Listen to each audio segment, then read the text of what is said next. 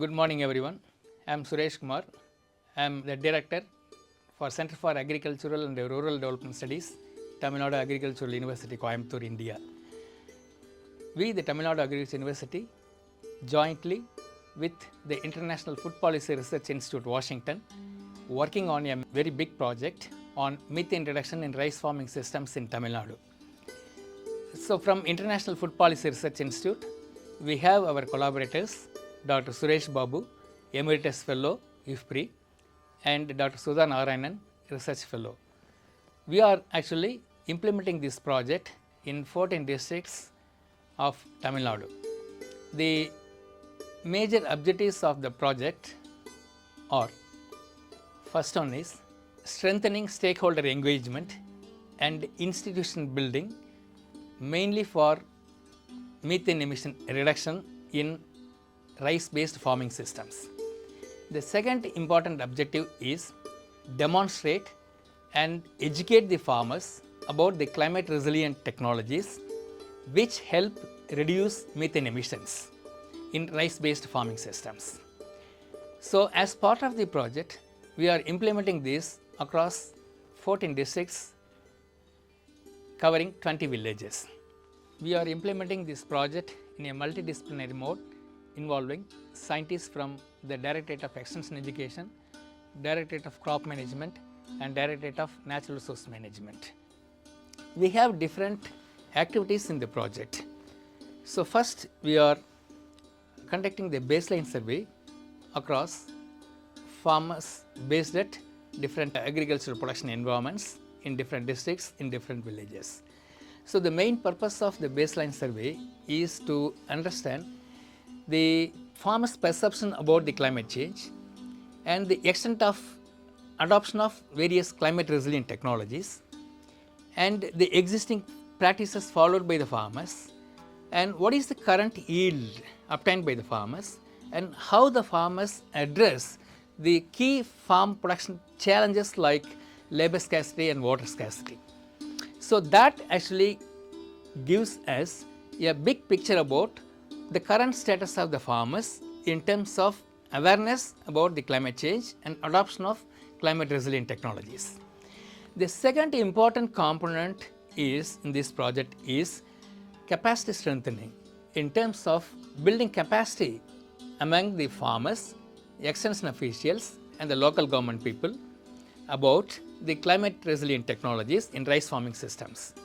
So from our research, we come out with the three most successful climate resilient production technologies like the direct seed rice, alternate wet and dry, then pink pigmented facultative methylotrophs. It's a biofertilizer spray.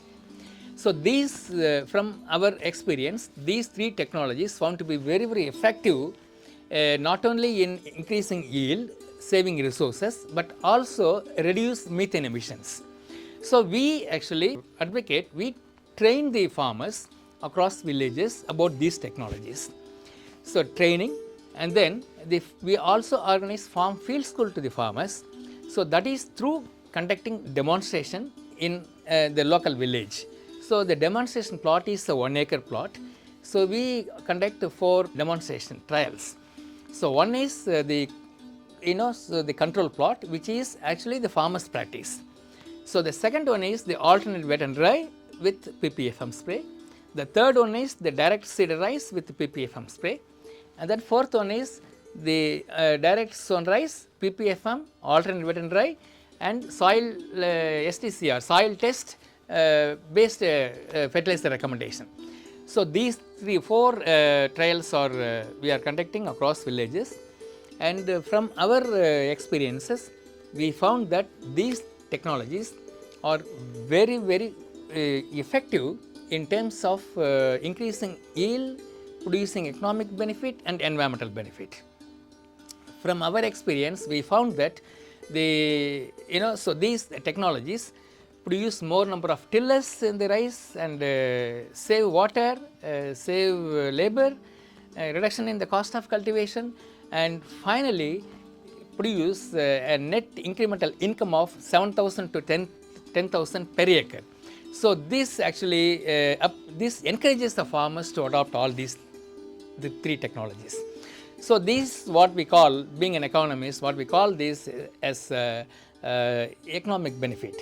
So, but the very purpose of our project is not only to increase the economic benefit, but also to achieve the environmental benefit.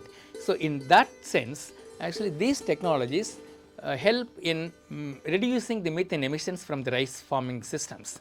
So, from our experience, we found that the reduction of the methane emission varies from 40 kg per hectare per season to 110 kg per hectare per season.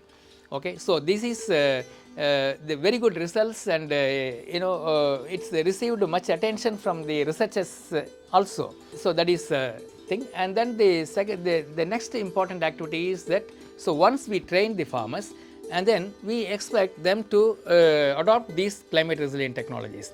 So, we study the behavioral aspect, how the demonstration influence the farmers and encourage the farmers and motivate the farmers in adopting these technologies in the following season. So, that part is we are doing as a monitoring part, and then finally we are going to assess the impact of adoption of these technologies in a wider scale in terms of economic benefits and the environmental benefits. So, these are all the major activities of the project, and we also plan to upscale all these climate resilient technologies to the maximum number of farmers across the state. So, we are actually planning to upscale these through the Department of Agriculture, through the KVKs, through the farmer producer organizations, and other institutional mechanisms also we are trying, so that these three successful technologies will be adopted widely among the farmers of the Tamil Nadu in rice farming systems. We sincerely hope that this project would benefit largely the farmers of the Tamil Nadu state. Thank you.